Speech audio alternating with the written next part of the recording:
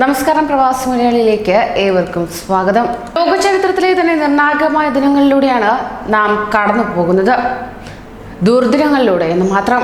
ഈ മഹാമാരിയെ തടുക്കാനായേക്കും എങ്കിലും അത് നൽകുന്ന ആഘാതം ചെറുതൊന്നുമല്ല.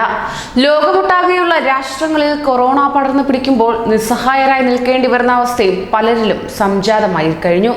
അതിലൊന്നാണ് അമേരിക്ക. ലോകത്തിലെ തന്നെ സാമ്പത്തിക ശക്തികളിലൊന്നായ അമേരിക്കയുടെ ചരിത്രത്തിൽ തന്നെ മറ്റൊരു ദുർദിനം കൂടി കടന്നുപോയി. കോവിഡ് മൂലം ഒരു ദിവസം ഏറ്റവും അധികം പേർ മരിച്ച രാജ്യമായി ഇറ്റലിക്ക് പിന്നാലെ മാറിയിരിക്കുകയാണ് US. 24 മണിക്കൂറിനകം 1100 പേർ മരിച്ചതാണ് റിപ്പോർട്ട് ഇപ്പോൾ വ്യക്തമാക്കുന്നത്.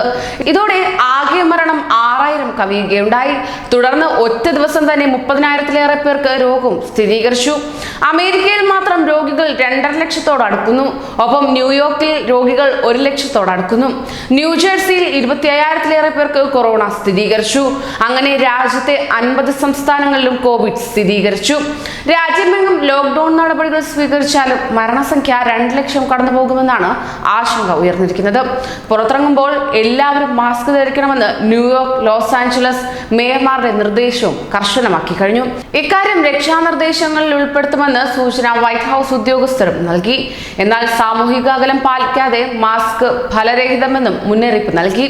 2500-ലേറെ മരണം സംഭവിച്ച ന്യൂയോർക്കിൽ മോർച്ചറികൾ നിറഞ്ഞു കവിയുകയാണ്. 45 മൊബൈൽ മോർച്ചറികളും രാപ്പകലെന്നില്ലാതെ പ്രവർത്തിച്ചുകൊണ്ടിരിക്കുകയാണ്. രാത്രി വൈകിയും കൂട്ട സംസ്കാരങ്ങൾ നടക്കുകയാണ്.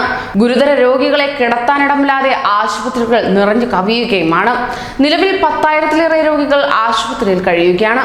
ന്യൂയോർക്ക് സിറ്റിയിൽ സ്ഥാപിച്ച താൽക്കാലിക ആശുപത്രിയിലെ സേവനങ്ങൾക്ക് സൈന്യത്തെ വിളിക്കുമെന്ന് ട്രംപ് വ്യക്തമാക്കി. കോവിഡ് രോഗികളടക്കം 2000 ആളുകളെ 2 വിനോദസഞ്ചാര കപ്പലുകൾ ഫ്ലോറിഡ തീരത്തെത്തി. ഗുരുതരമായ രോഗം ബാധിച്ച 13 പേരെ ആശുപത്രിയിലേക്ക് മാറ്റി. US പ്രസിഡന്റ് ഡൊണാൾഡ് ട്രംപിന് 2ാം വട്ടം നടത്തിയ കോവിഡ് പരിശോധനയിലും ഫലം നെഗറ്റീവായിരുന്നു. കോവിഡിന്റെ യാതൊരു ലക്ഷണങ്ങളൊന്നുമില്ലെന്നും ട്രംപ് പൂർണ്ണ ആരോഗ്യവാനാണെന്നും White House doctor Sean P Conley പറയുകയും ചെയ്തു. 15 മിനിറ്റിനുള്ളിൽ ഫലം ലഭ്യമാകുന്ന ദ്രുത പരിശോധനയാണ് നടത്തിയത്. എത്ര വേഗം ഫലം ലഭ്യമാകുമെന്നറിയാനുള്ള കൗതുകം കൊണ്ടാണ് 2ാമതും പരിശോധനയ്ക്ക് വിധേയനായതെന്ന് ട്രംപ് പറഞ്ഞു. വൈറ്റ് ഹൗസിലെ പതിവ് മാധ്യമ സമ്മേളനത്തിനിടെ ഡോക്ടറുടെ റിപ്പോർട്ട് ഉയർത്തിക്കാട്ടുകയും ചെയ്തു.